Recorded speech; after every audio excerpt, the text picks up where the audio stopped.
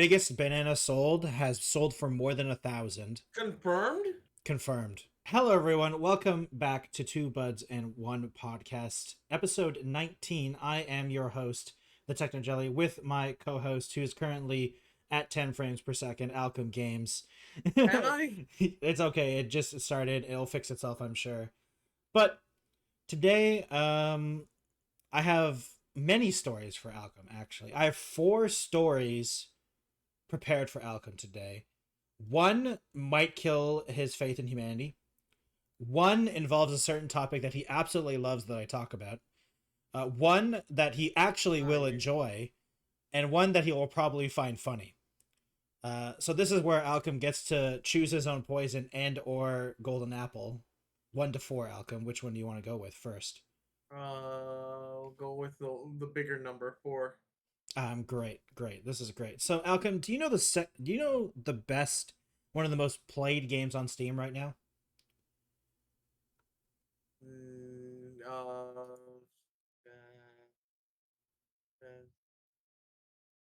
Elden Ring?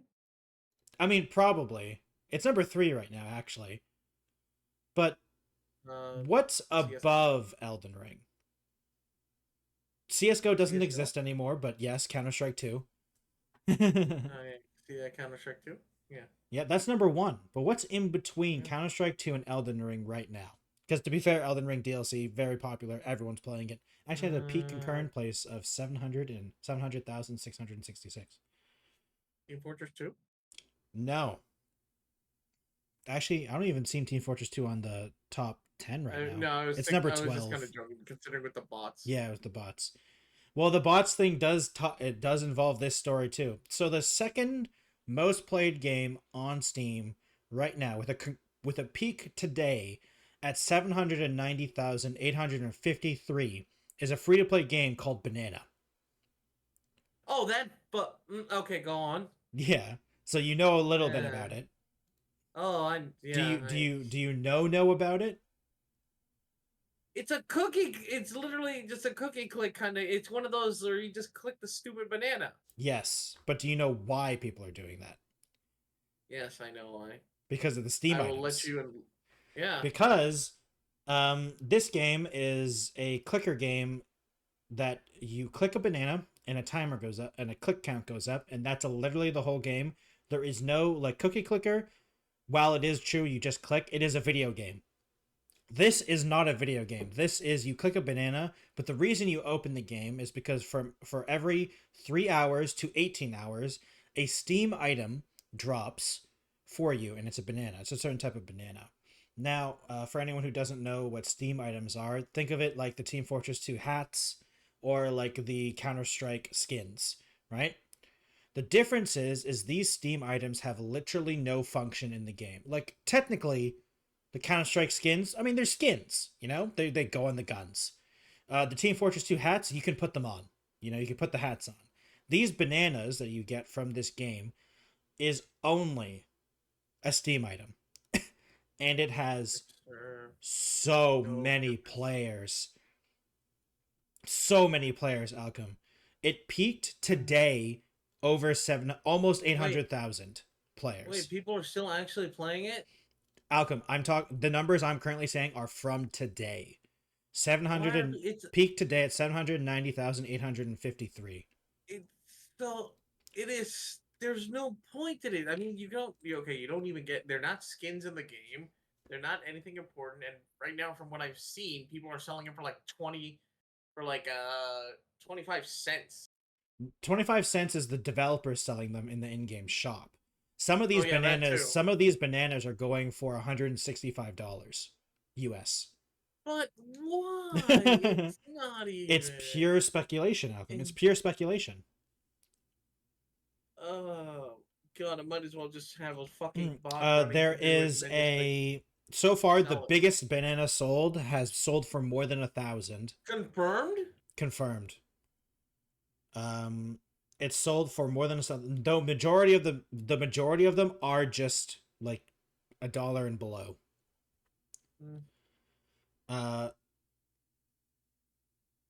The biggest one is over 1,000. The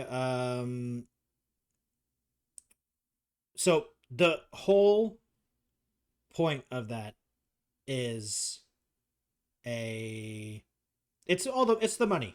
It's just the money. It's the whole thing about the money. And it's one of those things where it's a big thing Mhm. from what's it called? It just reminds me of it reminds me of NFTs. It's because it essentially is. It's like it's it is literally we're putting fake value on a image, on an item that isn't even tangible, isn't even useful, isn't even part of the original thing people are using to get it. Yeah, But yeah. because people are putting some kind of value on it, putting a dollar value on it, people are seeking to get it because the game is free, right? Yeah, it's free to play. Yeah, so since it's a free to play game, people just go to it and try to make a quick buck off it because apparently there are some people selling and buying it for a couple of bucks, which I don't see the value. Yeah, I mean, it really depends. It's one of those things where it's just it's very sad sometimes because it's kind of like you kind of understand it because they're going through the whole what's it called? The we've been going through like it feels like Steam it's all the NFT bros realizing that NFTs without the blockchain can be very easy. Like it's like how when NFTs first started saying something and or what's it called? Crypto. I don't know why I forgot what it was called. Like the Because it's cryptocurrencies dead. and well, it's not dead. There's still a lot of value in crypto specifically. Crypto, there's a lot of perceived value for a lot of people. NFT is not really. That's definitely died down. But the big one is like I feel like all the NFT bros. Uh, it's just one of those things where it feels like there is all of a sudden these people that realize that we don't actually need all this really complicated stuff. People will just literally buy anything, Which is you so, know. I mean, boredom and money, I guess. Boredom and constant wealth, I Yeah, guess, yeah. lets you buy whatever. The I've seen Ah. the guy that I watch for the crypto stuff, he did a video on this as well. He did the math on some of these things. Let me just quickly bring up his. Oh no, I can't remember to spell his channel name. It's okay. He did the math on some of the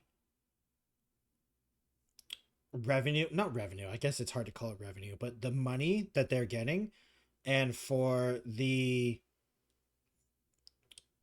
even for the low prices when they're selling for cents, because of how many were being bought,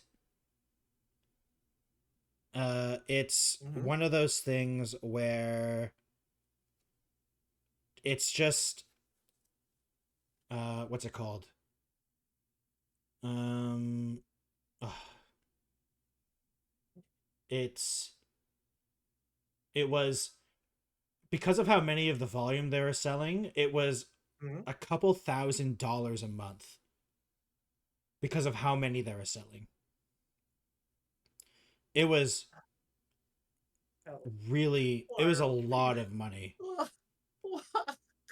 And It's fucking the JPEGs going lowest. banana. This was at the lowest at 3 cents, 3 cents US for every trade because Mhm. 3 cents is the minimum. Because the way if no one ever knew, the Mhm. reason um the reason the minimum is 3 cents is because 1 cent goes to Valve, 1 cent goes to the seller, and 1 cent goes to the developer. So the minimum price is 3 cents, at least 3 cents US. So because it could go in between the things because of currencies and stuff like that. But because of Wow. the amount of being Bananas. sold, it was Bananas. crazy amounts. This shit is bananas. Yeah, it is. It's literally bananas. And the best part is, Alchem, these devs, this is not the first time they've tried this. I don't know if you know this part about it, but the last time they tried this, they were literally selling Steam items called Bitcoins. Oh, for fuck's. Wait, what?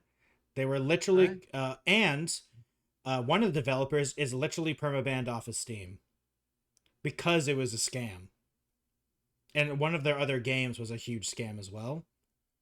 But don't worry, there's no scam. It's fine. Totally fine.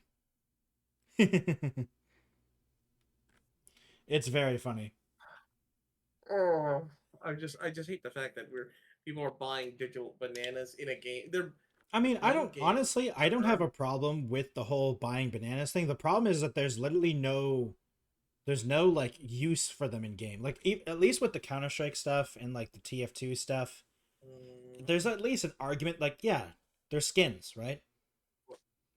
But it's one of those. I'm gonna just toss my hands up in the air and just be like, "Hey, man, you want to play a game where you just click on a screen, wait hours, get a picture, and earn a few bucks?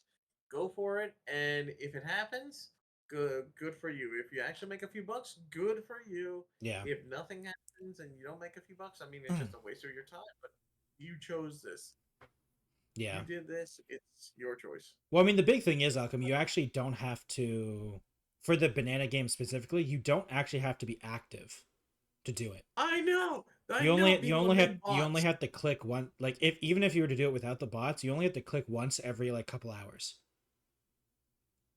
Because there's a guaranteed item. Bless you. There is a. Sorry, it got me so mad. I fucking. You're so mad you can't contain the sneeze. No, not at all. What? Yeah, it's just very amusing. Very, very amusing.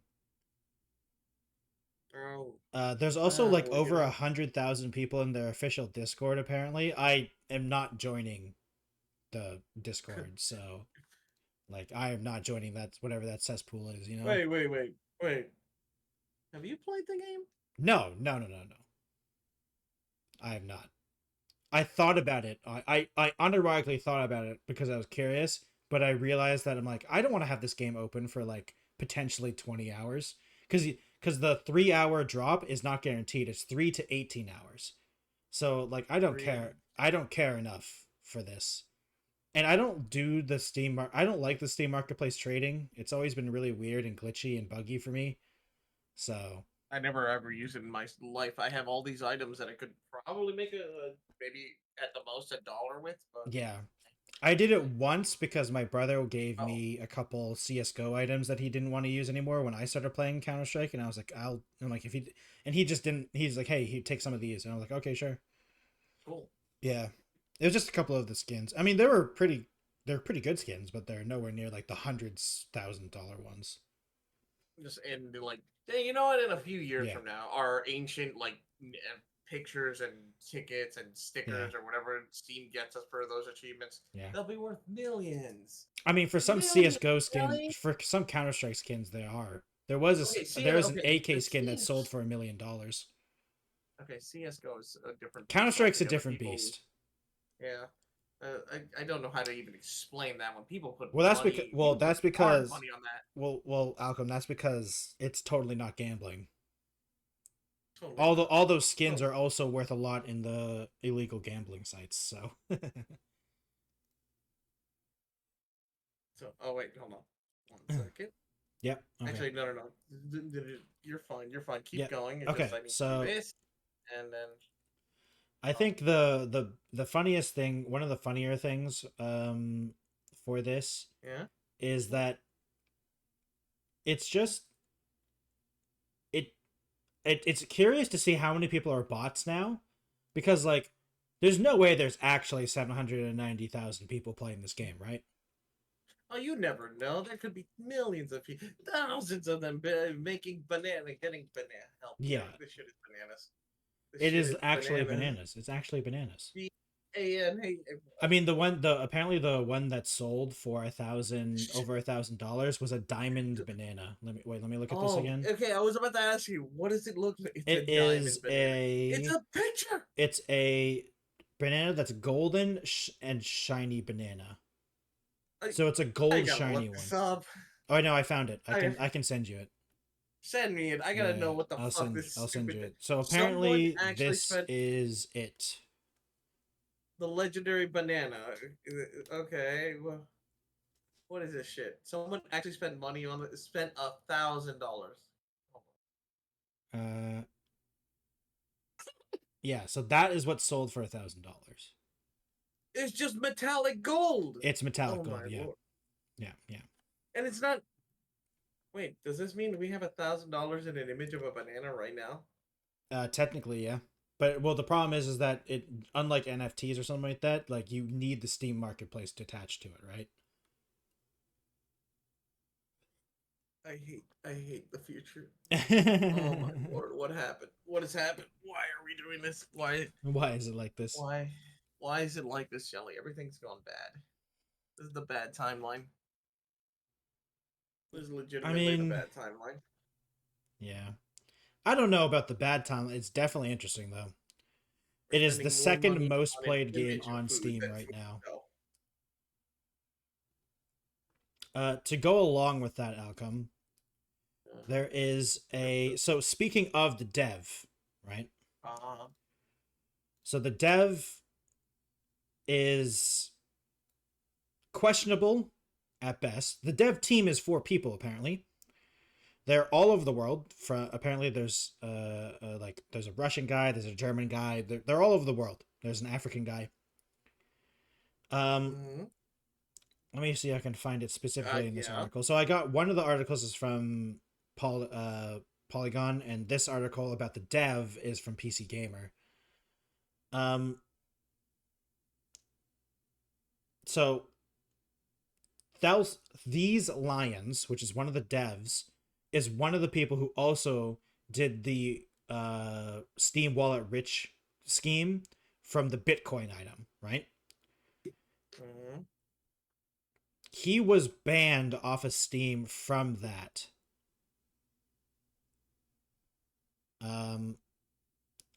Because, and everyone was really cautious about that because basically what happened is it's funny to say this, but it was basically a pump and dump scheme with the Bitcoin Steam item.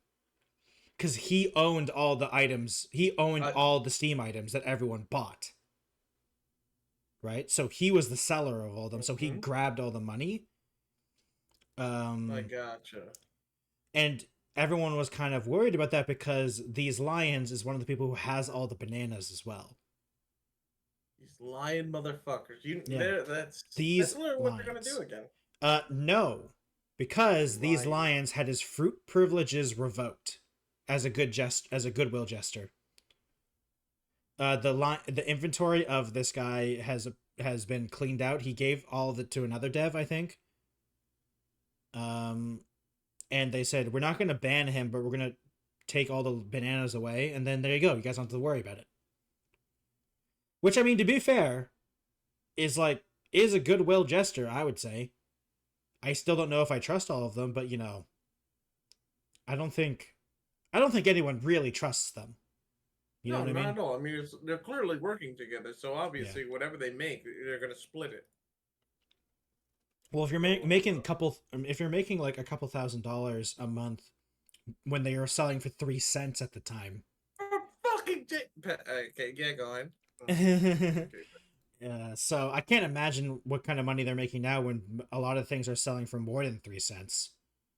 Here, I'm very crypto games. If I type in crypto games, that guy's channel should come up. Yeah, here it is. No fucking way. This stupid banana game should be making this one. I thought people would catch on already, but no. People are like, oh, look, a quick little scheme. Yeah. Okay, because his video is older for he's talking about June 11th, so it's been a couple weeks since then. And the Discord only had 30,000 members at the time, and now it's over 100,000 members. Swear to God, it's like everyone, as long as they find a quick get rich quick scheme, they'll get into it. Oh, jeez, Alchem. So it was $18,240 per day. What the hell? If to be fair, this was if 8 bananas were sold a day. Because there's 8 bananas guaranteed a day if you get the drops right? And if all of those 8 bananas sold for 3 cents, that's how much money you would get for how many people are playing. To be fair, some of those are bots at the time, but these are also using lower numbers than there currently are right now. Oh my God. So it is a little skewed, 100%. And you're also not going to guarantee those 8 sales for those items. But, yeah. Yeah. It's very interesting. I think the funniest thing is in his video is like everyone initially thought that this game was like a secret crypto miner, like on your computer and stuff like that. And no, the game is like, it's just a couple of asset packs put together, like a UI asset pack and like some other things. It's yeah. I just go back to the point where I just feel like people just, as long as they find a get rich quick scheme with barely any effort or barely any like anything they need to do on their end, they'll do it. Everyone's willing to speculate. That's the problem. Yeah, like, so I don't know. And look, you know what? Again, not my business. People want to play a game of bananas and just get images and maybe get it for a few couple bucks. Maybe. I mean, honestly, my thing is that like it for me, it's like this is better than NFTs and crypto stuff because at least you're not overtly messing people over. You know what I mean?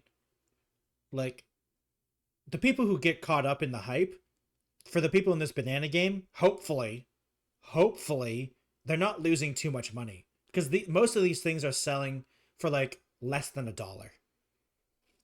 But like in the crypto and NFT stuff, some people got really messed up, you know?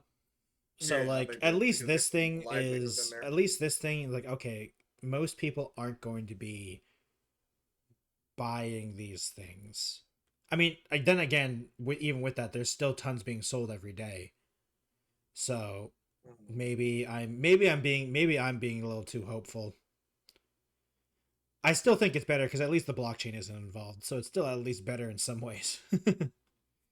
My problem is that I swear to God, if this is one of the reasons why Steam has problems and it gets like slowed because there's too many people trying to buy bananas, I will riot. Oh my God. All right. Well, I think that's some might say we we've gone too far. Time to go play. I'm gonna go start it up and play in the background while you're doing the pod. Honestly, if we were to have a 3-hour long show, I would totally like both of us have it open to see if either of us get a drop. But one golden. I'm not willing to go for the bit, you know. Nope. Not willing to do the bit. Nah, no. Okay, Alchem. 3 more. 3 more. 2. All right, go with number 2. Yeah. All right, Alchem. It's time for you to get sad. Yeah, I figured as much. I figured that was gonna be the crypto thing. No, that was the crypto thing. I'll tell you right now because the banana one was kind of the crypto NFT thing. I'll be real with you. Okay. Because I didn't actually have this one is just sad. It's just sad, Alchem. Because okay, I'm gonna say a game name, and I want you to tell me truthfully if you remember what it is. Concord. Concord? Yeah. That is a video game. It's going to be it's a recently announced video game. Concord. No. It is the hero shooter multiplayer FPS that Sony is making. Oh, Remember the one that that shit. Oh, I forgot the about one that. that Yeah. uh Yeah. the reason I'm telling you that, okay, maybe sad is the wrong word. Disappointed, maybe? Maybe. When we were talking about this game, we were saying, it could have a chance. It could have a chance. We were talking about things, but there was one thing that we failed to think about Mhm. that Sony What's that? would do, and that is this Concord game, Alchem, is not free to play. This is a $40 game, in fact, with a pre-order deluxe edition. Oh my god! Why? What? One good What thing, are they? one good thing, I will say, Yeah. it's coming out simultaneously PC and PS5 on Steam and Epic. So I mean, at least they're all coming out at the same time. But this is not a free to play game like I thought it was, and that makes me like this game is gonna Alchem. Okay, what day is it today? Right? It's PlayStation 5 exclusive with PC, Steam, and Epic. No, that's so it's PS5, Steam, and Epic. It's gonna die. It's not yeah. Like there's no way people are gonna buy this game for $40. There's no way. Yeah. Like, not when it's gonna compete against others that come out and they might be free to play, or they probably are. I mean, the Marvel one is definitely gonna be free to play. Yeah, the Marvel Rivals is free to play, so they're already cooked right there. And like everyone talks about Overwatch 2 being bad, and I'm one of those people, but it still has crazy amounts of players. Yeah, because guess what? They recently celebrated a milestone. Yeah, even with the negatives, even with all the negatives, they consistently put out content. They're kind of starting to go into the route that Fortnite does. They're consistently putting out like content in terms of skins, in terms of like cosmetics, not new gameplay or anything yet. Maybe they will. I don't know. This Blizzard, I mean, even today, only on Steam, it had Overwatch 2 had a 47,916 hour, 24-hour peak of players. Yeah, and that's not too bad, and that's only on Steam, so that's not including Battle.net or consoles. Yeah. So like, it's still a really good player base. They're still killing it, even with all the negative, press. And I've also seen, I've watched a couple things on Overwatch, and a lot of people are kind of like the overall thought of the game is slowly going up. Yeah. For some players. For high level players, ironically, it's going down right now, but apparently there's a cheater problem right now in high ranked lobbies. Because apparently, welcome to every FPS shooter available. On the problem with Overwatch 2, from at least what I watch a bunch of, I think I've talked about him to you before. Flats, he's talked about it a couple times, and the big problem with him is that he's saying is that the problem is that streamers are getting cheated on for weeks by the same people on the same accounts. Targeted. Okay. Well, and the problem is that it's happening every day in the same lobbies against streamers live with the same accounts for weeks. So that's a problem because they're not getting banned, even though it's literally live video proof of them cheating and stuff like that. It's like, okay, well, why aren't these guys banned yet? And it gives them a little more bold. It gives a lot of cheaters to be more bold and stuff like that. Yeah. Which is not a good thing. But yeah, Concord not being free to play, I can't believe it's not free to play, Alchem. Like, so apparently, okay, it's a one-time purchase that gets you 16 launch heroes. A pre-order comes with the beta access in July for you and for you and 4 friends. That's nice, at least. And there's also a $60 deluxe edition that comes with a skin set and 3 days of early access. There's one question though. Yes. If you're paying for this game, and I'm expecting them to have a long-term stay in the market. I mean, this is supposed to be a live service game. Then, as a live service game, are they gonna? They're gonna do what Destiny did at the very beginning. They're gonna charge you full price for the game. Well, it's not full price, to be fair. Expansion. Well, I mean, it's they're $40 charge you for the game, and then later they're gonna do expansion, new characters. You want those characters, you gotta pay up. I don't know about that, but I definitely still know there's going to be a skin shop store in the game.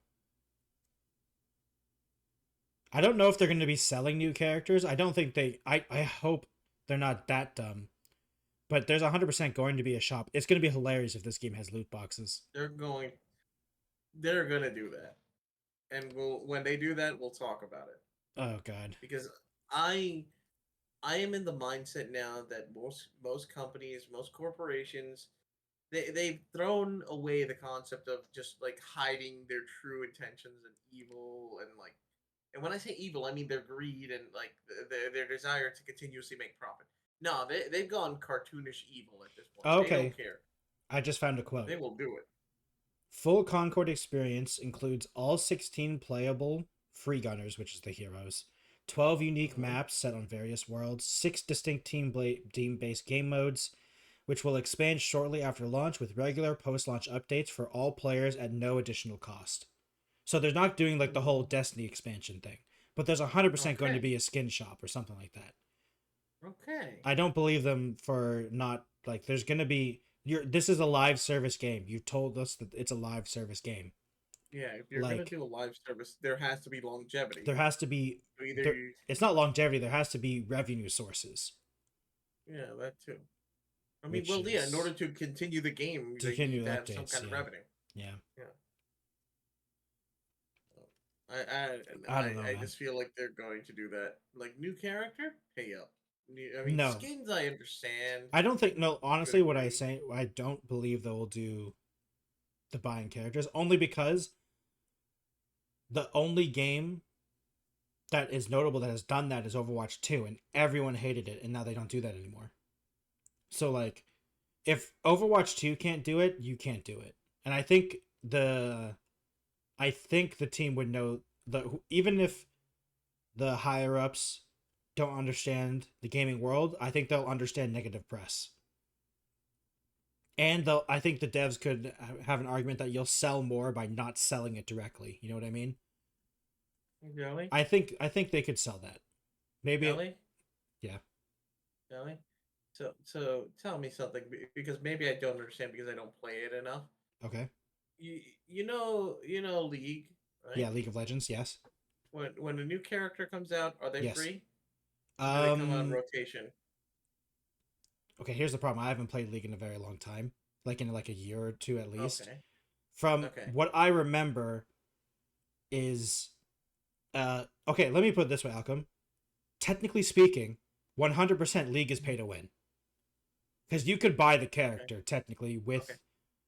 with riot points, I'm pretty sure, but it's sold for riot points and the regular free to play currency. Okay. It goes both So ways, and they are pretty sure they're also put on the free rotation when they first come out. That one I'm not sure, but I remember that being a thing. so But I haven't played for in a while. Overwatch, it may have gotten panned, but there are other games and other genres Yeah. where the concept of bringing a new character and charging for said character Yes, is is a common thing. practice. Is a thing. I think, Now, but the in problem terms is of if you League Riot can get away with it because Riot's Riot, okay, and they're Street very. Fighter. Did Street Fighter? I mean, fighting, but though fighting games is different though, Alchem. I feel like fighting It's a games new is their character. own. Fighting games is kind of their own genre though. Like they are their own genre, but like it's their own ecosystem. You know what I mean? You just need one game to let it pass in each genre, and It's then they'll true. keep doing It's it. true. I mean, Didn't pass okay. with I Overwatch, but other things will try it. But here's the thing. I don't think Concord survives long enough for us to find out. Oh no, Concord is going to be the bad example. I mean, here's the Concord thing. will not do it. What will prove, honestly, Alchem, in all seriousness, the game that will prove that what you just said is Marvel Rivals.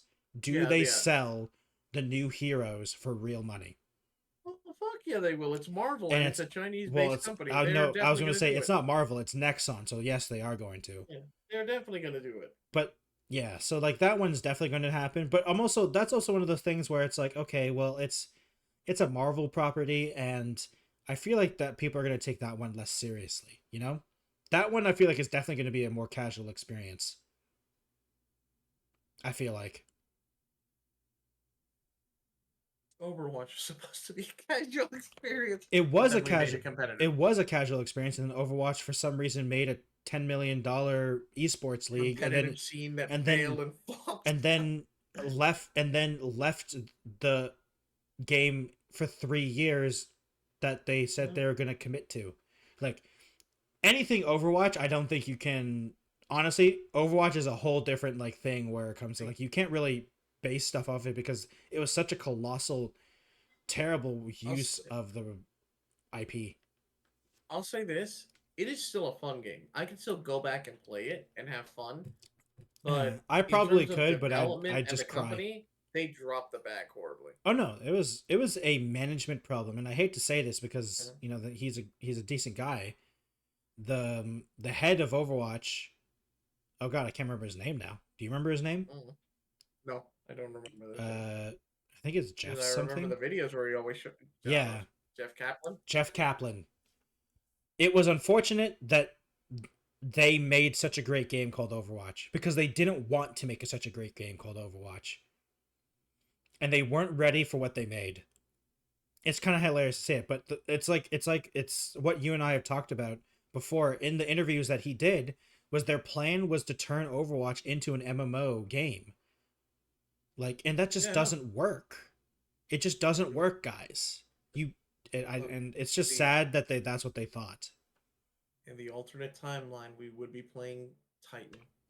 Yeah, whatever Project Titan was called. I mean, I wouldn't have, because I don't like MMOs, so I wouldn't have been playing it. After New World, Alchem, I realized I don't like MMOs. Mostly because I don't like playing them with other people. I play them as single-player RPGs with lag. So I realized, maybe I should just play single-player RPGs instead. You know? I got you. Well, it's also because in a lot of those games, I don't really care for... Okay, to be fair, I haven't really given one a try for a long time. Other than New World, and New World isn't really a good one to try, I would say. Because the thing is, like, I'm not really into the big ones, And I also don't want to pay a subscription, so... Yeah, no, I get that one. Especially, right now I couldn't do a subscription-based game because I don't have the time. Nor do I want to dedicate all that time. Yeah, I mean, that's another thing, too, is, like, I don't want to go into it and have to, like, spend so much time and money on a thing I'm not entirely sure I'm going to enjoy. Oh god, I have hiccups right now. I'm dying, Alchem. No. But yeah, yeah. So that was Concord. That's Concord. Tune in next time when we talk about the game that we can't remember that went delisted. In a year. When it comes out, I give it. And I'm being generous here. I'm giving it 7 months before it finally dies out. No, okay. So here's the reason I'm giving it a year, Alchem, is because I'm pretty sure they're gonna have a year plan or something like that, and they have to deliver that plan no matter what. Probably, it's like what's it called? That the Justice League, Kill the Justice League game. Like that game is 100% on maintenance mode, with them trying to deliver the DLC as cheaply as possible. Or the promised content. Question is, if you have planned and promised a year of content on a dying, if you have a 100-year plan on a dying sinking ship, do you really want to continue trying to save this thing, knowing that it's just not going to survive? I'm not saying that it's going to thrive or they're going to be like immediately down, like immediately shut it off. But what I'm saying is the stuff will come out. I guess what do you mean by dying? Because I mean, if you mean dying, okay. Because like when you start to see my general statement is it comes out, it does its rounds, people play it for a bit, but it essentially just doesn't hold.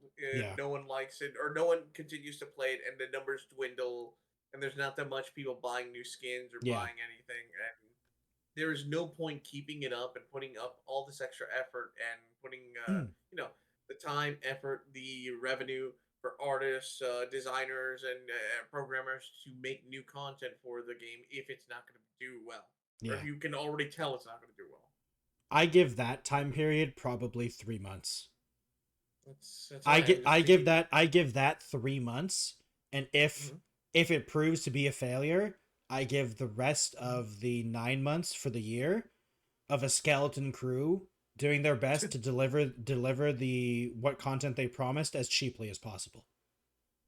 That's what's going to happen most likely. You know what? Fair. If that happens, That's- because yeah.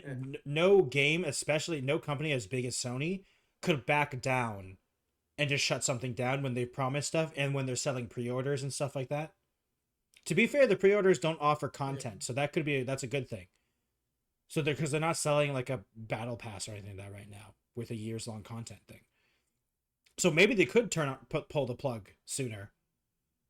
But I don't think No, the thing is, Alchem, the reason I'm confident this game will last at least a year, no matter how successful it is because Sony desperately wants a live service game that isn't Destiny. Because what live service game does Sony have that isn't Destiny? And I don't think there is one really. And they want a live service. Okay, technically Helldivers 2, but Helldivers 2 doesn't. I doubt they'll. That's not a live service game that makes. They're a live service, but not in the sense of They're like, they're the best version of a live service where it doesn't try to milk you for every cent you own. They're the good guy live service. Yeah, I mean the worst thing about the game is that stupid PSN stuff. Like there was nothing to do about the actual Helldivers people. Yeah, yeah. So it's like, okay, that's fine. Still good.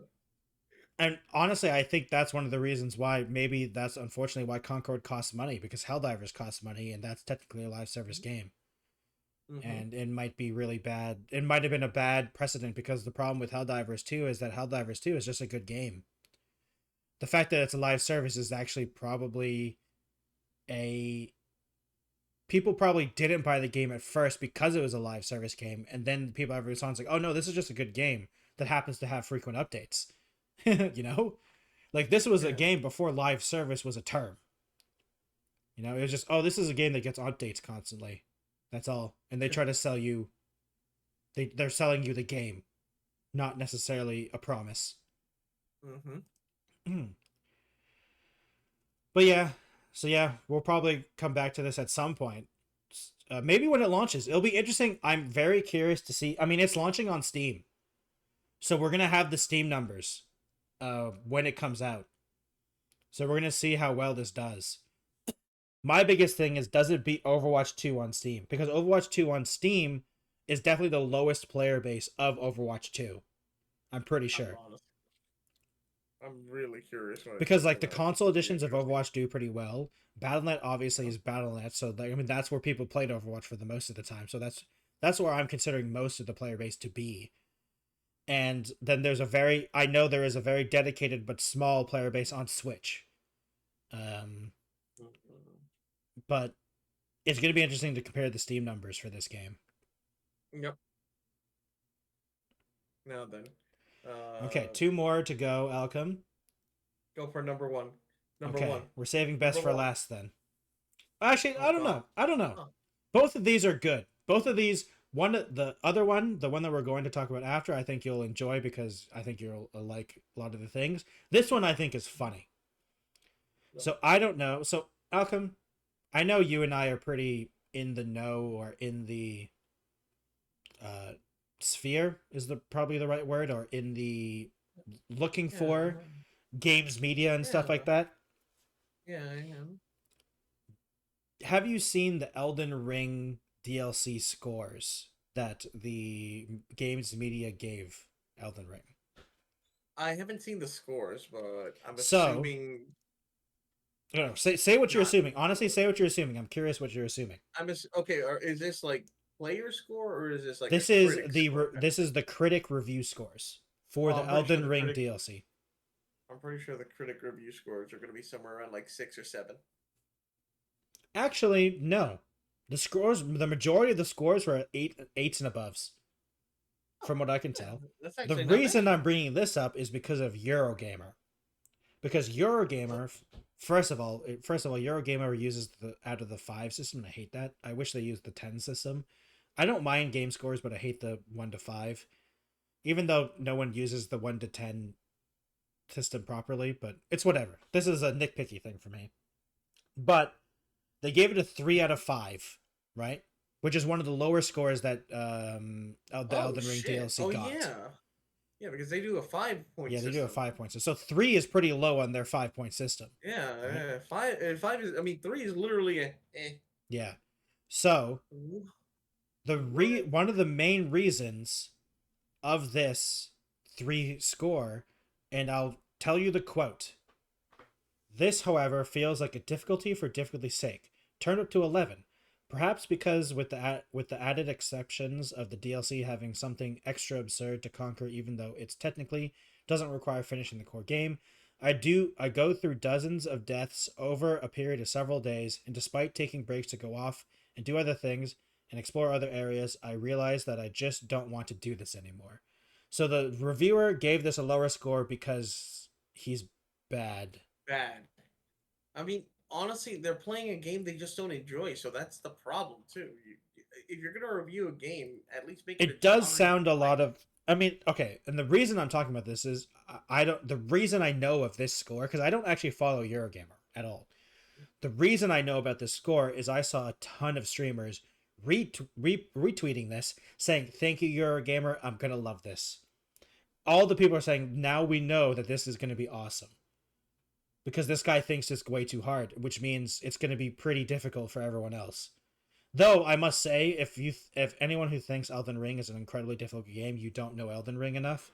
Because Elden Ring, it's true. I'm not saying it's an easy game, but Elden Ring gives you the most tools in any Souls game that I know to make it as easy as possible for you.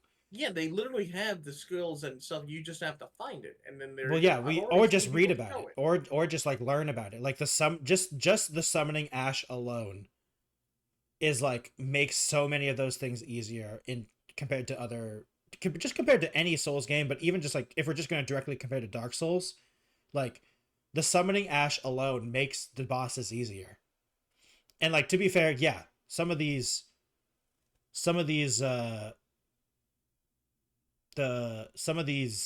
bosses apparently in the DLC is crazy difficult, but it's also supposed to be an end game DLC from what I know. Because from what I know, you have to beat one of the harder bosses in order to even access the DLC in general. So it's like you have to be able to even get through it to begin with. Mm-hmm. So like, I don't know, man. I mean, difficulty is always one of those things where I don't know if like. I think difficulty is one of those things where you should score around difficulty. But I feel like if you... I don't know, man. It's also one of those things where I don't actually have... I've never found that actual Eurogamer like article. But it also just feels like whoever was reviewing this is like... Maybe there's a problem of Eurogamer not having anyone that they could review Elden Ring. Mm-hmm. I don't know. I feel like someone reviewing Elden Ring saying that it's too hard isn't the person you should be having review Elden Ring. You know? No, because if they're saying they just can't get through it and it's too hard, then that's it. They probably won't be able to review anything because they can't get through it. So they need to find someone who enjoys the game and give you. Granted, it'll be biased. It'll be slightly biased. But I mean, everyone has a bias. Yeah. I mean, especially when you're reviewing a DLC.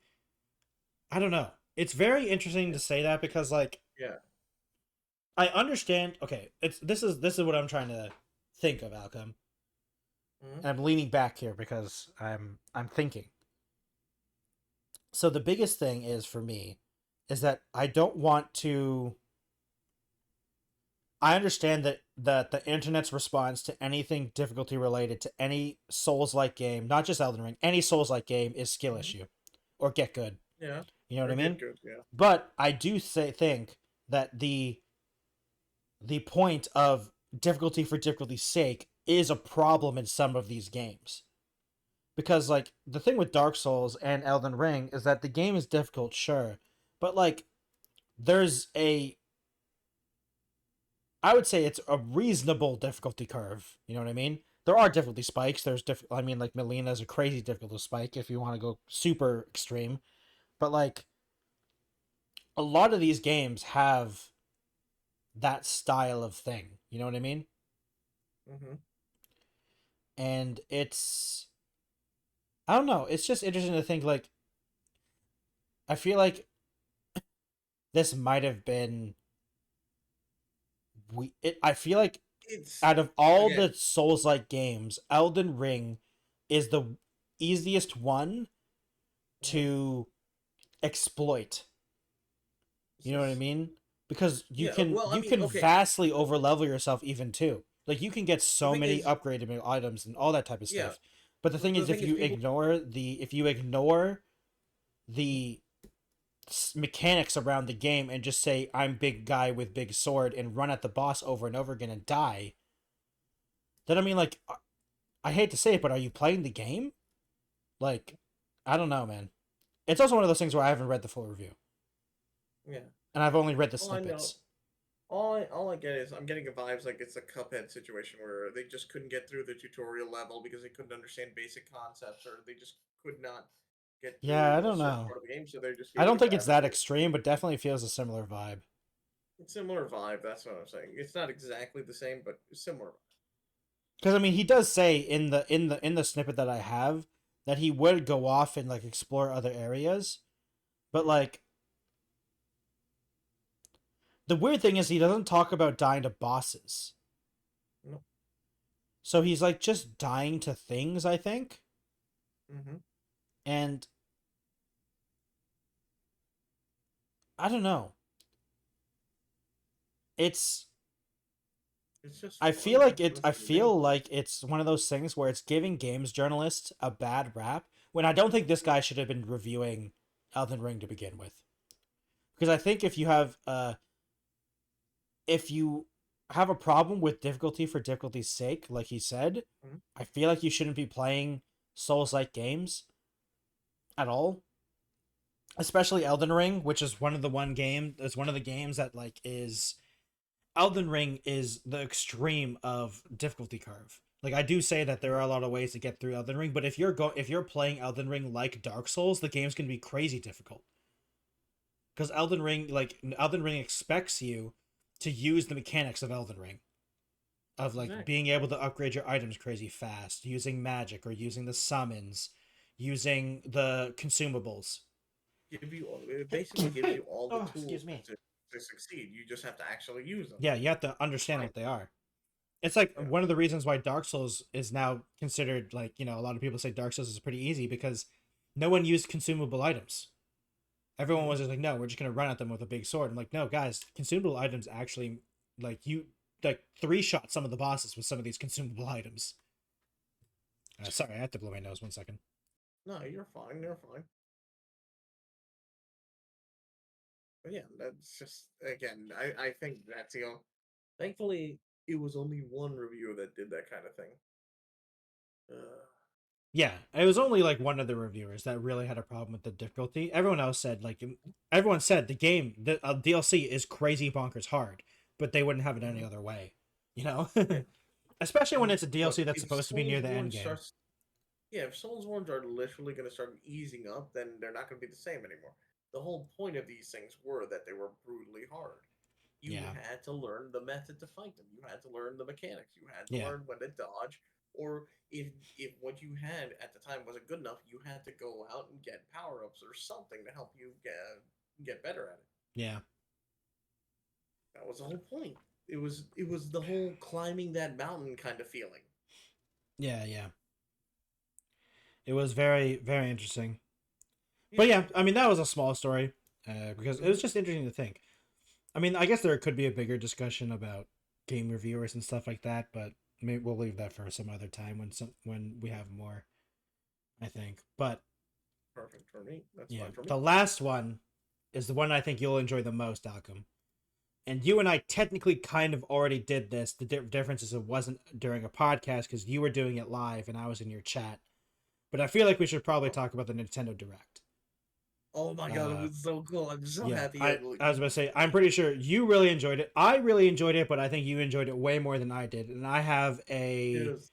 I have a list of things in order of when they were released, and we can just kind of do a quick thing, or not a quick thing. We got like an hour, so like we can go through like a beat by beat of the Nintendo Direct.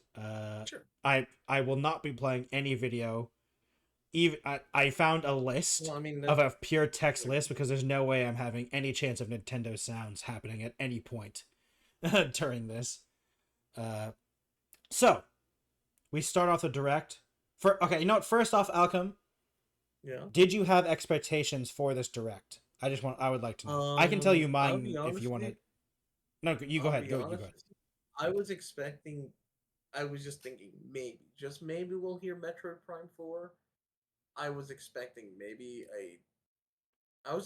a Donkey Kong game. Yes. But I was expecting a new Donkey Kong. Yeah, new Donkey Kong game. The only other thing I thought they were gonna talk about the Switch 2 or the replacement for the Switch. Well, they said they weren't going to. They said publicly that they weren't gonna be this Nintendo Direct did not have Nintendo. Because they basically leaked that the next Nintendo console is coming, because they said the successor to the Nintendo Switch will not be at this Direct. Okay. They just straight up said it. Then, so unfortunately you didn't see that, but yeah, there was no expectations for anyone that the Switch 2 was going to be here. Other than that, I didn't really have. I was thinking maybe something Mario related, but nothing like big, nothing giant, because normally Mario. Is like with a new console. Yeah, usually it's like Odyssey or something like that when the new console comes out. Exactly. So I wasn't expecting anything. I mean, to be fair, I was expecting maybe an updates to Mario Kart or something, but nothing really major. Yeah, I had very little expectations. One thing that I was interested in is I thought there was going to be Pokemon news. I thought there was going to be something about Pokemon. I thought there was going to be something about Pokemon. I thought there's going to be more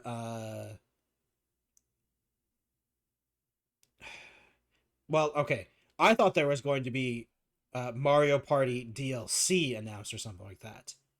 Oh yeah. But yeah, we can go into it because you are definitely, I don't think I would call you a Nintendo fanboy at all. But compared to me, you definitely are. Because I am basically not a Nintendo person at all. I don't know if I definitely told you this, but you probably forgot. Do you know the first Nintendo console I ever played? Home console. Home console. Oh, not handheld. Not handheld. Because technically I did have the Game Boys and stuff like that. Nintendo 64? Nope. The first Nintendo console I had was the Nintendo Wii. Oh. Because I was an Xbox. I was Dreamcast and then Xbox. Ah, I gotcha. Yeah, and I was basically never Nintendo until the Wii came out.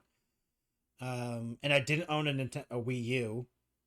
And then I got a Switch, obviously, a while later. But I've never been really a Nintendo person. I've enjoyed the Nintendo games, don't get me wrong, but I've always been outside of the Nintendo ecosystem. You know what I mean? Because, I was a PC gamer. But we'll start the Nintendo Direct as soon as I finish drinking some water. Sorry. I mean, to be fair, Alchem, honestly, I don't enjoy the majority of the genres that Nintendo are in. I'm not a huge fan of. Like, I'm not a huge fan of 2D platformers. I don't really enjoy the... Okay, it's hard to say because, like, I liked Breath of the Wild, but the problem is it's one of those classic things of it's low FPS makes me sick. And Breath of the Wild was really hard for me to play because of the constant lag problems that I had for me. Because I kept getting headaches and like stuff like that. So like I couldn't play Breath of the Wild really.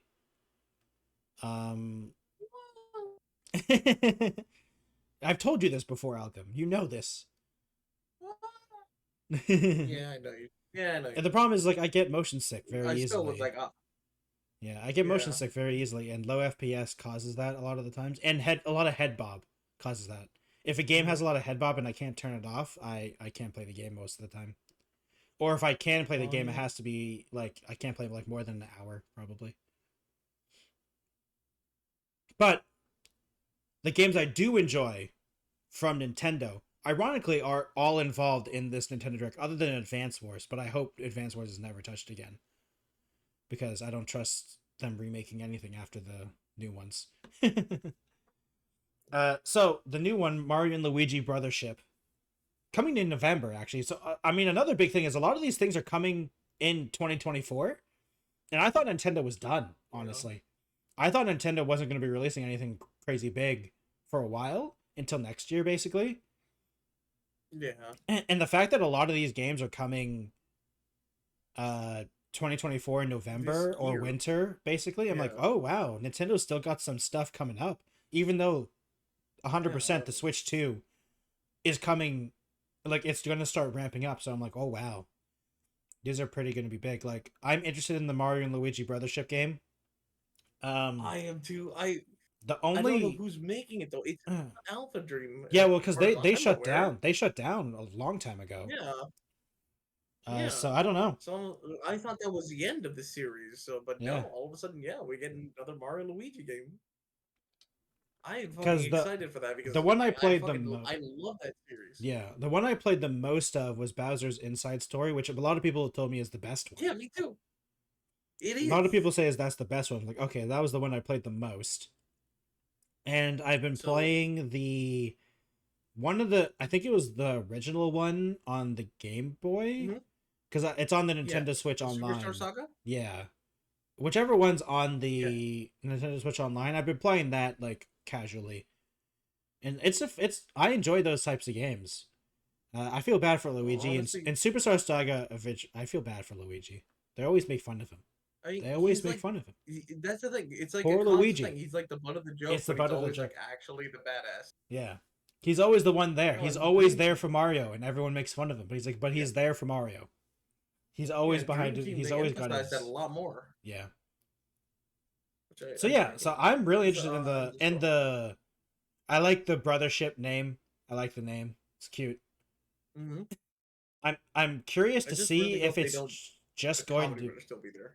I mean, it looked like the comedy was still there in the trailer. Yeah. I'm curious to see if Mario and Luigi are the only two people you can play, because it didn't really show that you could play other people. And like Bowser's Inside Story, you could play as Bowser. Obviously, could you play as Peach? I don't think you could.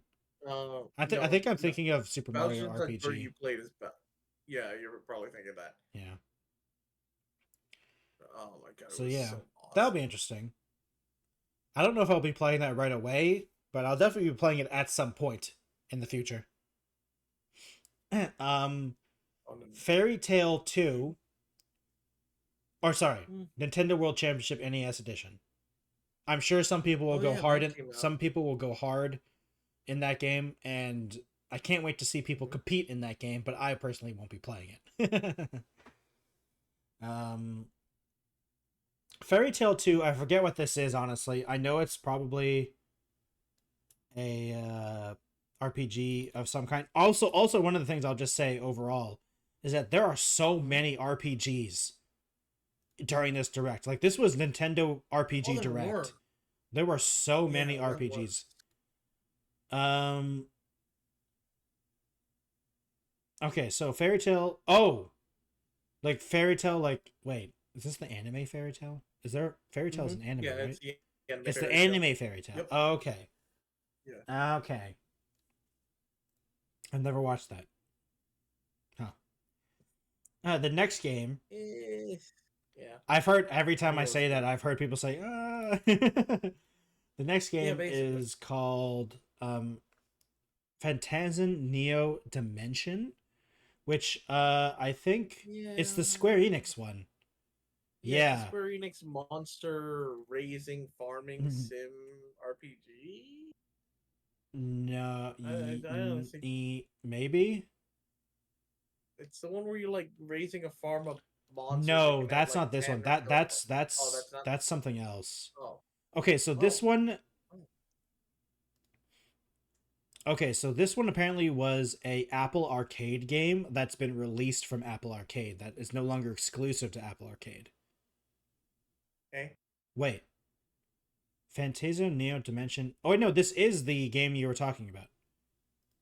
This is the farming one. Okay. I was like, I thought it was called okay. Farm I was like, something. oh no! It's not. It's not. It's not. It's not. No. It is. It's another JRPG. It's a JRPG that was on Apple Arcade. Apparently. Yeah. Yeah. Is this the one where you can aim the abilities?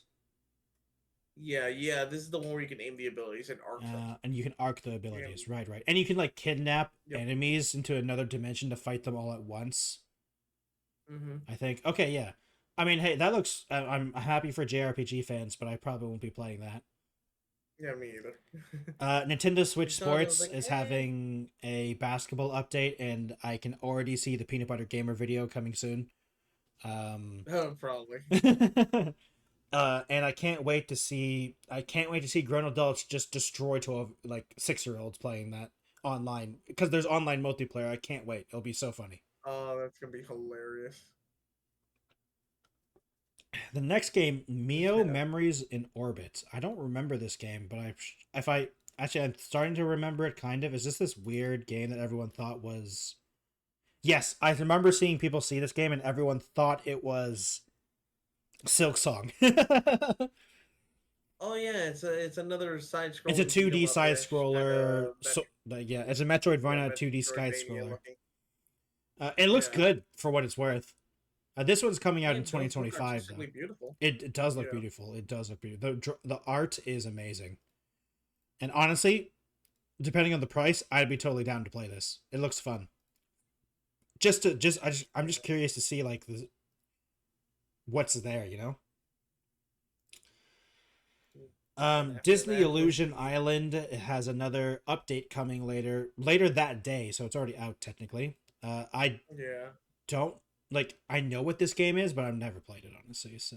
I really don't care for it's like all I thought was just it's just Sega Superstars, but with Disney characters. Wait, is it a racing game? The Mario or the Mario, or the one where you play like 4-player characters roaming around, side scrolling. Oh, I didn't even know this game existed. What? I'm just looking at it now, and I'm like, I've never seen this game before. Interesting. Oh, the one with the Disney Illusion Island? Disney Illusion Island? Yeah. Yeah. Interesting. Yeah, it's basically trying to do the same thing that Mario did. It's like the 4-player Mario, concept. Yeah. Interesting. Yep. I mean, I'm sure the Disney fans will love it. Hello Kitty Island Adventure. Every time I see this mentioned, everyone asks if Butters knows if this game is out. You know why? Every time I see it. It was a fake game in one of the South Park episodes. Yeah. I remember, and now it's real. And now I hope to God that the creators of South Park are now trying to figure out how to legally make a joke about this. I don't know if you could use the actual full name. I don't know if you could because it's Disney, but I mean they've made fun of Disney before, so. Yeah, they've made a lot of fun of Disney before. Yeah, they have. The next game, 3v3. I mean Disney. I mean not Disney. Looney Tunes. Yeah, the totally not. Actually, it reminded me more of what's that really old school basketball game? NBA Jam. Do you remember NBA Jam? No, It reminded me of NBA Jam. I just realized it's basically the Mario sports games where it's just like all the sports, because I saw tennis, I saw soccer. Yes, Looney Tunes Wacky World of Sports. No, it's Wacky World of Sports. I hate it. I already don't like it anymore. I mean, it's for the Disney stands. And it's coming this autumn, which is interesting. Also the Hello Kitty Island Adventure game is also Nintendo Switch exclusive for a year. Which is probably totally fine. I mean, it's Hello Kitty. Anyone who wants a Hello Kitty game definitely has a Switch. So, good for them. Yep, Among Us got an update that day as well, which is cool. I'm glad. Honestly, unironically, Among Us, good game. I hope the update's good. I haven't played it yet. Probably won't for a while. Same. Yeah. Touch it. Farmia. Oh my god. Farmagia. Yeah.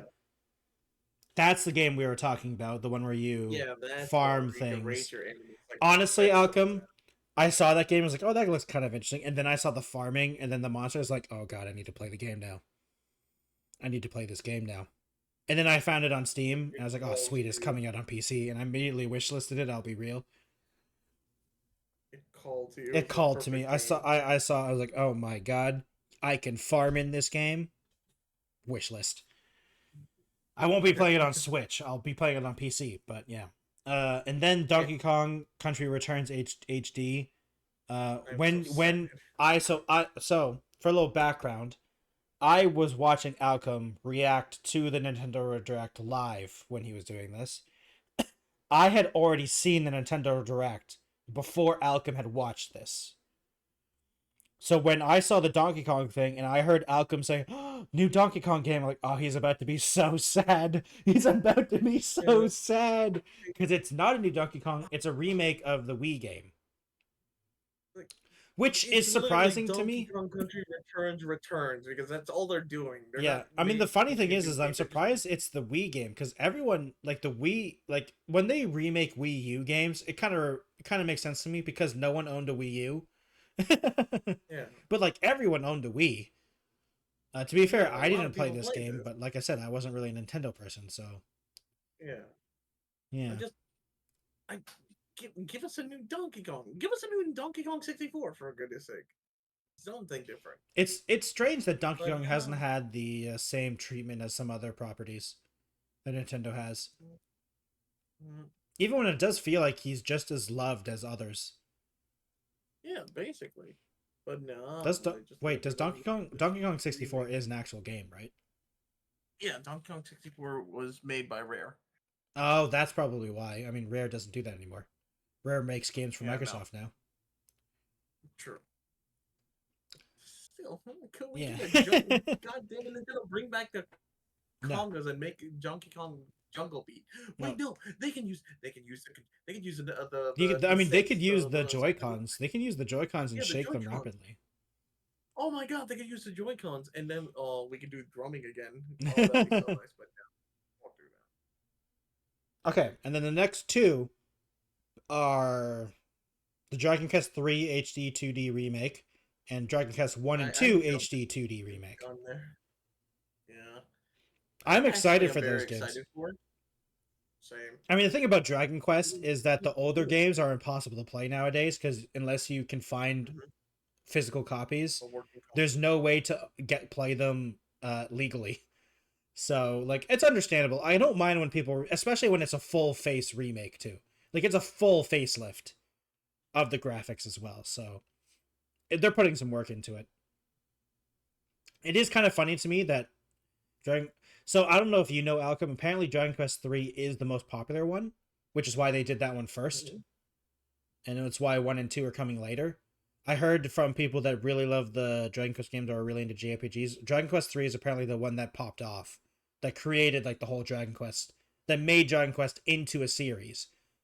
Almost. Even though it was only the third one, apparently they weren't doing very well until Dragon Quest 3. At least in terms of, like, selling a lot.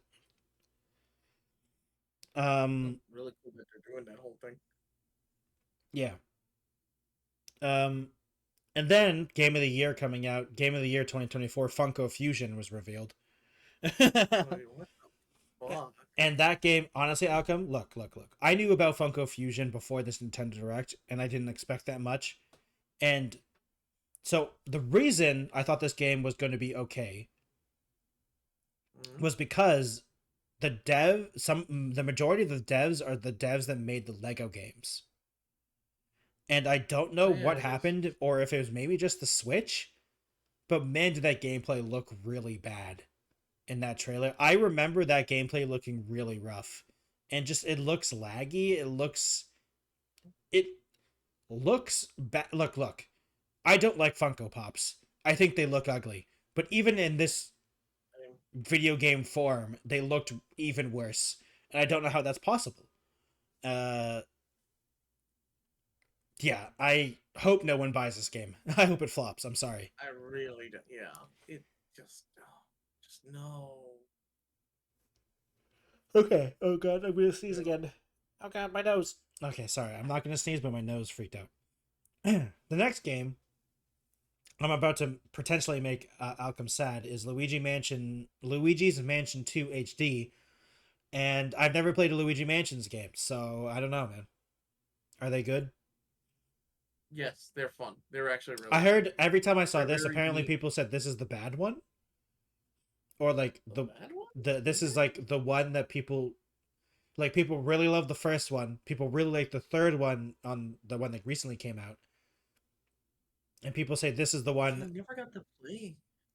I Uh, never got to play Dark Moon or the second one, so I don't know. Maybe that's why, or maybe I misinterpreted. Like this is the one that people didn't really play, because this was on the 3DS, wasn't it, or something like that?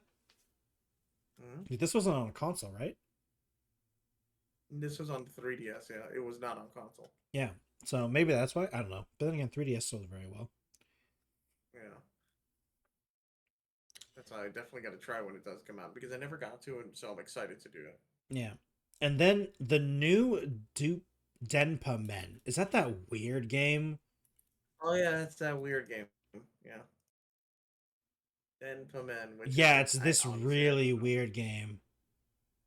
Okay, so one thing I did find out, Alchem, is Yeah. this is a free to play game. Yeah. And apparently it's on phones. Coming out. Yeah, it's coming out next month. Honestly, I don't know what the. So okay, still so don't this understand. is okay. Okay. So I clicked what I thought was going to be the game stuff thing, Alchem, and it's apparently okay. So this is a Japanese thing. This is a Japanese thing. Okay. I mean, clearly. It's been a game thing. It's Clearly. been a game thing since 2016, in Japan only. It looks like.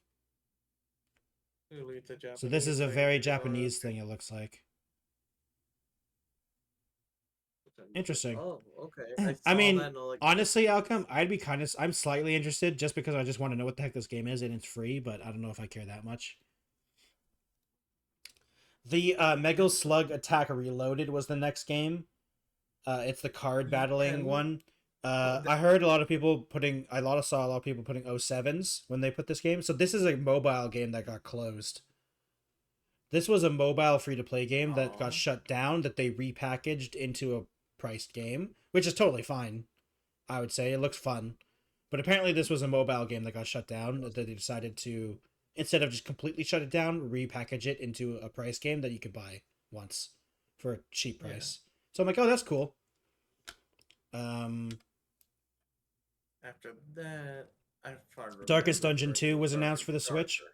No. Darkest Dungeon. Dark and Darker for the Switch. That's intense, man. Darkest Dungeon 2. Yeah, Darkest Dungeon 2, which is a good game. I still don't own it, honestly. I will eventually own it. Game kind of come out on the Switch. So. Yeah, cool game to have on the Switch. Honestly, probably a really good Yeah. game on the Switch. Really I good know game to have on the Switch. You don't need to I have a online friend that play has this. forever. Yeah, I have a friend that has a Steam Deck, and like he plays exclusively on the Steam Deck for Darkest Dungeon 2. Nice. The next game is they added the Zelda Four Swords Adventures and Metro Fusion on the Oh, yeah, Nintendo they did. services. Alchem, we should do a co-op playthrough of Zelda Four Swords. Actually, what would we do that? I'm very bad at Zelda games, so that'll be funny. I'll be like, Alchem, help! Alchem, I'm dying! Alchem, I'm dead! And, yeah, this is for the. Now I remember. Yeah, you're it's for talking the about the GBA stuff- and the Yeah. Nintendo Service Online stuff. Yeah, so there was Metroid and there was Metro Fusion, was- Zelda Four Swords, and they also added Turok 64 and Perfect Dark to the mature Oh, yeah, version of the Turok. N64. Oh, by the way, I Alchem. remember. By the way, Alchem, I did find out Nintendo 60. There is an N64 17 plus mature app. Yeah, I on the found Switch that out Online, later. yeah. I found that out later after stream. Yeah. But what was funny is the second I saw Nintendo 17 plus, my mind immediately thought Turok because that was Yeah. like the one game that came out way back when. Yeah, well, was like the start of people the only one I could think of was Doom 64, and I'm pretty sure they already Yeah. released that on that. Yeah. Or wait, no, they. I mean, there is a remake on. Funny enough, there is a remake of Doom 64 on PC that you could buy. Like it's like not like a fan thing. Like they actually remade it for PC. So yeah, that's fun. The next one, actually wait, Phantom Brave: The Lost Hero. What is this one again? I actually don't remember what this one is. I don't I know. I'm remember. That's assuming it's a JRPG. It sounds like a probably. JRPG. Yeah. I think it is a JRPG. Oh, it is a J. Oh, it's the Chibi JRPG that they showed off. Okay. It's the Chibi one. Yeah, it's got the three characters. They all look extremely young. They all look like they're children. I'm like, guys, please, Yeah. please, no. It looks, and it's a tactics game actually. Honestly, the gameplay of this looked pretty interesting. The gameplay looks fun. It's just whenever I see these games, I'm like, why does everyone look like a child? But it's just the art. That's the art style of the game, and I mean that's fine. Never remember because after that was something that I lost my mind. And so what? So what you can do, Alchem? Marvel vs. Capcom Fighting Card Collection arcade game or arcade classics. You can talk about this because I need to go to the bathroom, and I'll be honest, I've never played any of these games, so you can complain to me. You can complain about me while I'm AFK. Okay, so for the for the next one that was announced just out of nowhere, just Capcom just suddenly says, "Hey, we're gonna release all our old Marvel games," and so they released X-Men: Children of the Atom, which side-scrolling beat 'em up if I'm not mistaken. Marvel Superheroes, which is just a Marvel fighting game, which was awesome. That I used to play with my cousin. X-Men versus Street Fighter, which was basically that was the start of Marvel versus Capcom, but it was just like the generic, not generic, just a couple of rosters from X-Men and Spider-Man, and a couple of others. Well, no, it was just the X-Men. It was just the X-Men. So you had Cyclops, Wolverine, Colossus, Storm, Rogue, versus the likes of Ryu, Chun Li, Guile, and I had a lot of fun with that. Then you had Marvel superheroes versus Street Fighters, where then they started to add instead of just the X Men, that one was like the precursor to Marvel versus Capcom. That's when they had a bunch of different Marvel characters just popping in, fighting against Street Fighter characters. And if I'm not mistaken, that was the one where they had like these weird little power ups, and you had to fight. I think it was Darkseid. No, not Darkseid. See, you had to fight Thanos was like the main villain for that one. Then came the best one of the best starts of the fighting game thing, Marvel vs. Capcom Clash of Superheroes, which I loved to death. It was so awesome. I love playing that in the arcades. And out of nowhere too, they just I lost my shit when I saw Marvel vs. Capcom 2. It was that is like the pinnacle. That is peak 2D fighting games. I mean, everyone who enjoys fighters loves that one. If you've never tried it and was curious, how do you lose your shit? Uh, I kind of just rose up, got super excited, felt my entire body clench, and there was something like foreign behind me that fell somewhere on the floor, and I couldn't find it, so I lost it. And but it was that is peak. Every fighting game nerd, every fighting game fan, everyone who loves all these fighting games, they saw that, they lost it, they went crazy. There's literally a compilation of all the like big YouTubers or streamers or people who watched the thing, who watched the direct, saw the reveal, and just went crazy. I mean I did too. It's Marvel. It's Marvel versus Capcom 2. I mean, sure they could have put Marvel versus Capcom 3 and maybe Marvel versus Capcom 3 Ultimate, but I'm happy we have Marvel versus Capcom 2 finally. It's now out in some kind of modern setting again. Because honestly, it's really hard to actually get a copy of that game or even find a nice playable version of it. There was also the Punisher, which I mean, Punisher. It's like a side-scrolling beat 'em up. You're playing as a Punisher. Okay, cool. I wasn't really my thing, but for me, I'm definitely going to just enjoy Marvel vs. Capcom 2. Just make my roster of 3, do my ultimates, practice my combos, No, I don't know any infinites. No, I'm probably not going to get that good. And yes, I'm probably going to get bodied by people who mastered this game like years and years ago and are coming back out of the woodwork. Like there are going to be people who played this from way back when it came out in the arcades and stuff, coming out, dusting off whatever whatever controller they use, and they're just going to wreck any poor soul that dares fight them online. And I'm gonna be there and probably gonna get my ass kicked by it, but it's gonna be fun. Oh, I can't wait to try out so many combos again. Oh, I can play as Captain Commando again. Oh, this is gonna be so much fun. They're playing from within their mother's womb. They were born fighting gamers. Yes, you're correct. But yeah, that was what Capcom surprised everyone with. I am losing my shit here, but they added a couple of extra stuff, and I think they added like for any technical player, they're adding like hitboxes so you can see the hitboxes so you can get better at it. Uh, Honestly, that was never something I cared for so much. But if you're like a big fighting game player, hitboxes are gonna be a big thing that you'll enjoy. They're also going to show a bunch of the artwork. I do love that they have all the artwork ready, so you can just enjoy that. Which I'm gonna lose my shit playing it when it comes out. And the only part that I just am a little like I mixed feelings of is they didn't give us a date. They just said this year, so I'm just like, when? Yeah. When is it? I I mean, was I going to know I'm gonna say, it play it, says coming 2024 on the list that I have, but there's no right? actual, like, full launch date. And that's Exactly. kind of strange to me because, like, these games. Okay. I don't know if you've And they said should this. have I don't had know like if you've said this at all, but, like, it.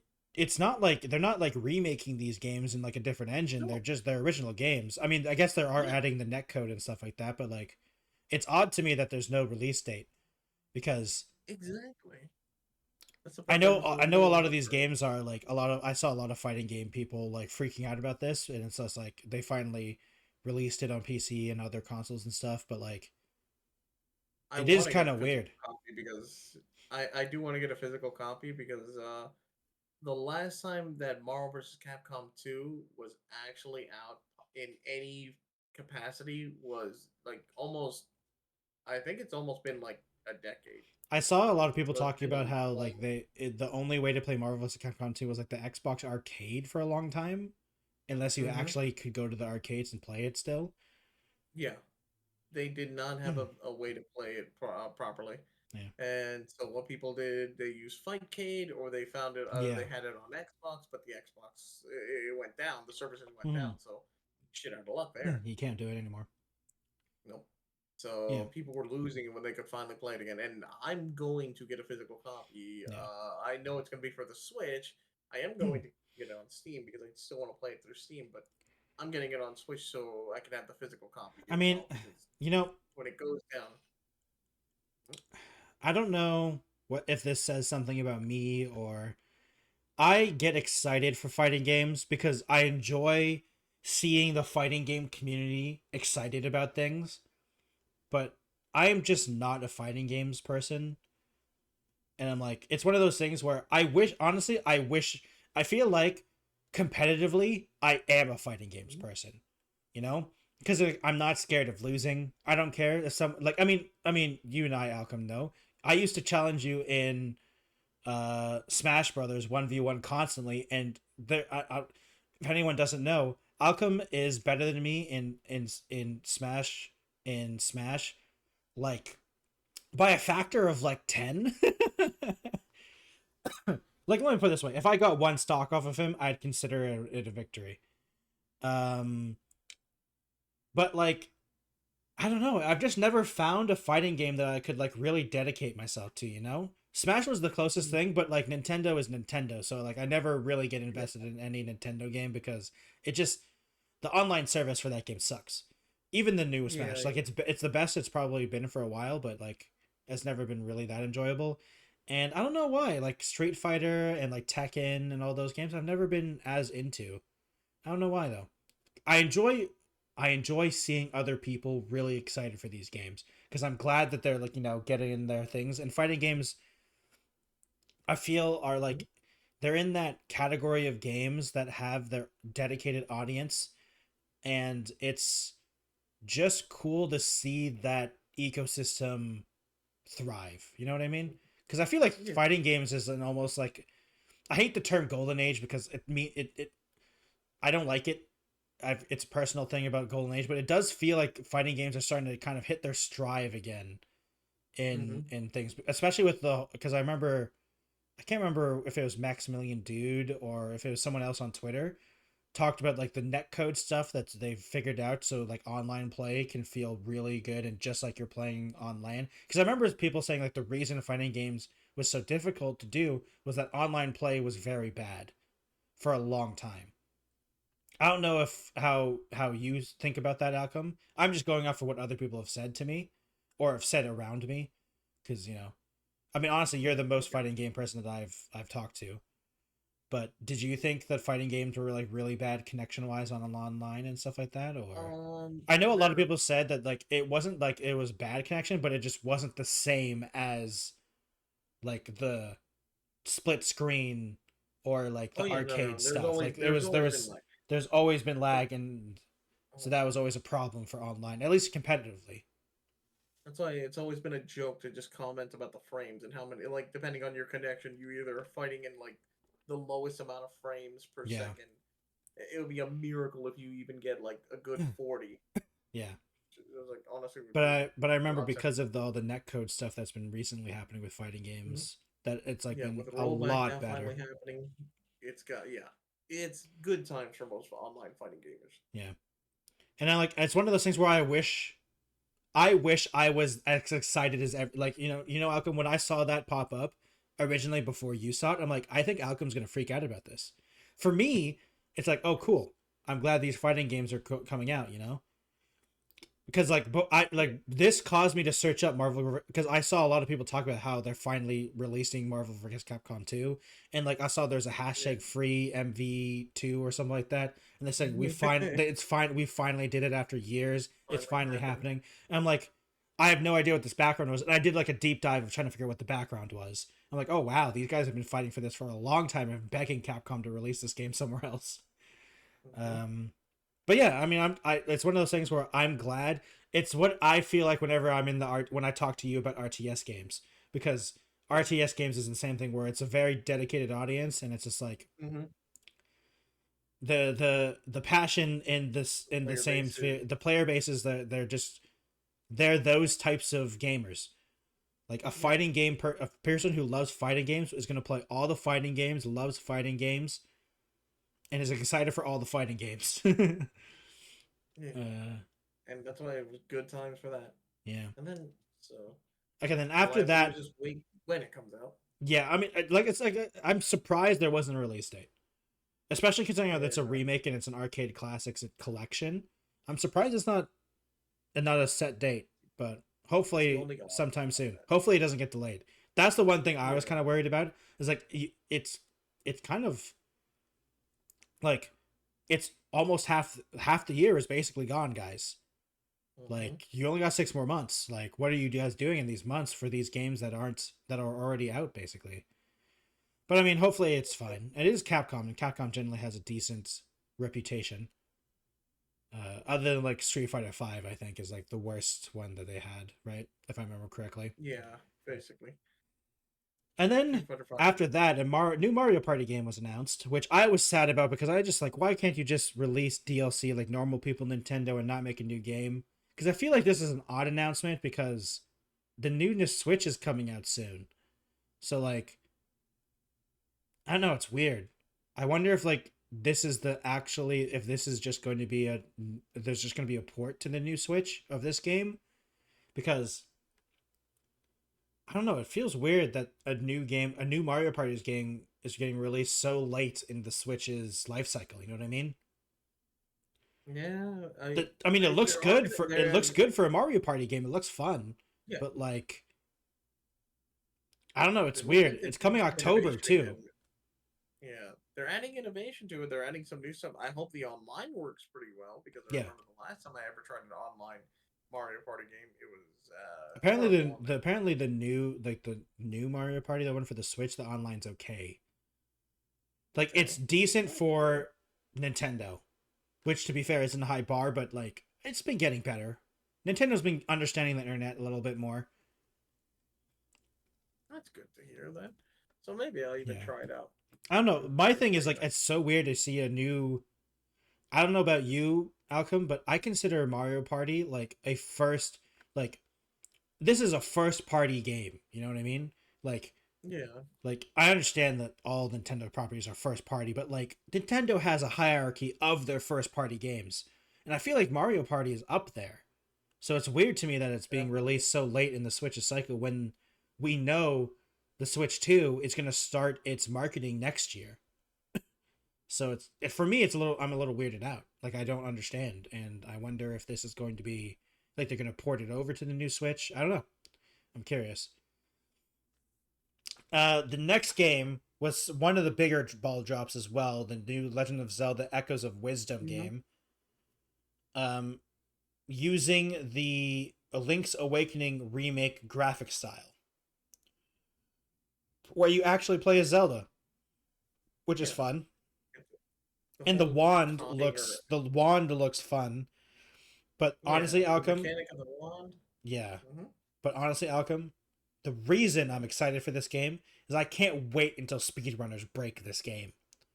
Like with that, as soon as I saw that rod and those mechanics, just think about what someone like a speedrunner will be able to do with all those availabilities. I can't wait to see how they just completely break the game, because it's 100% going to be broken.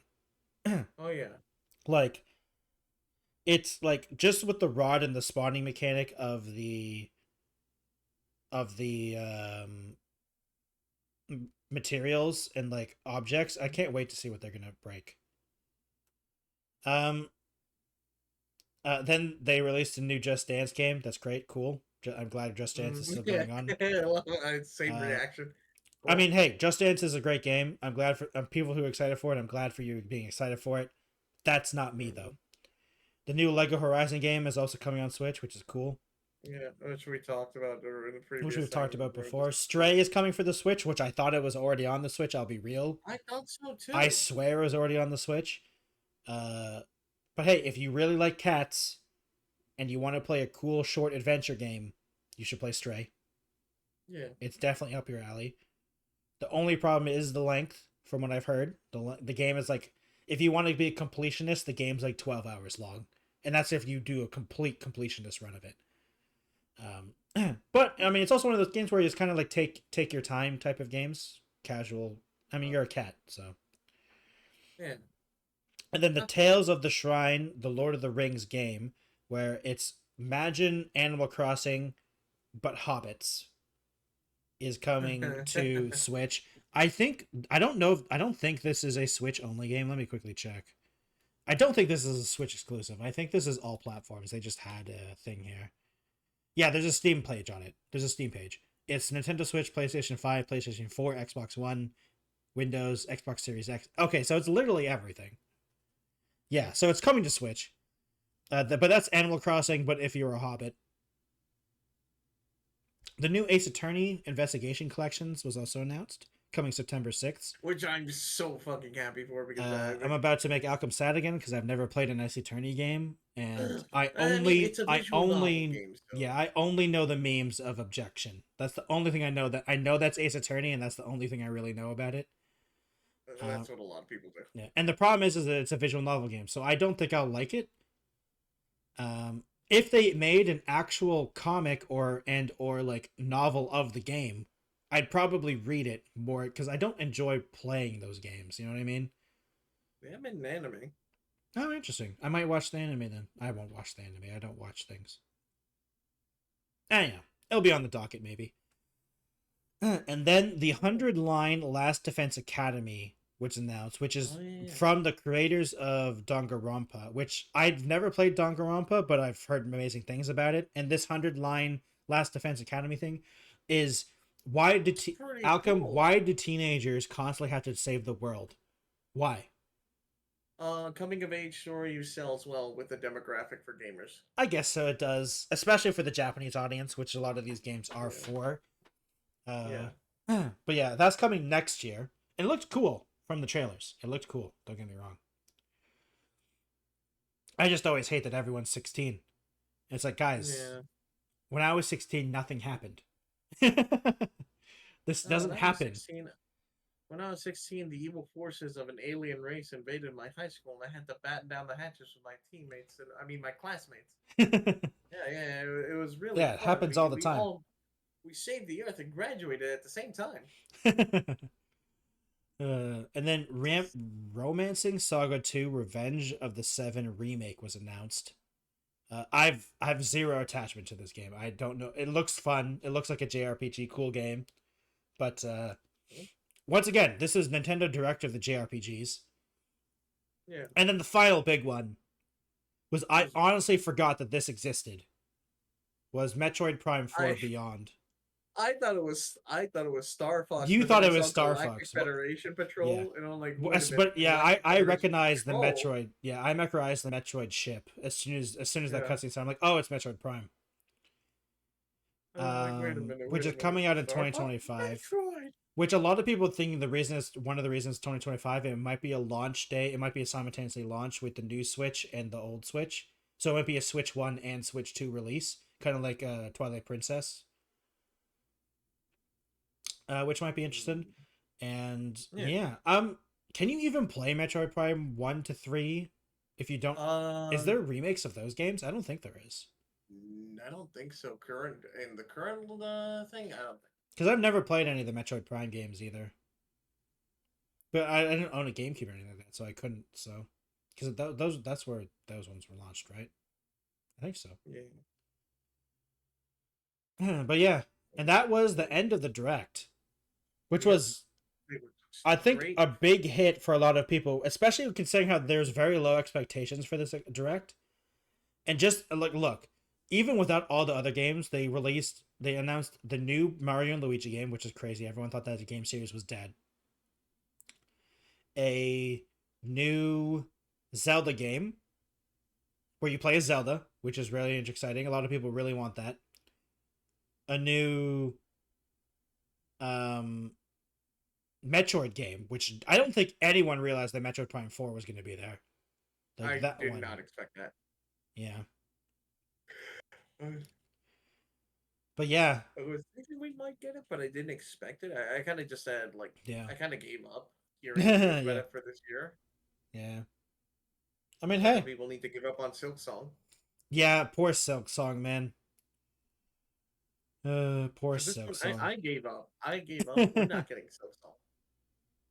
We are not going to get it. It's not going to happen. I'm sad to say it, but it's not going to happen. What, Silk Song?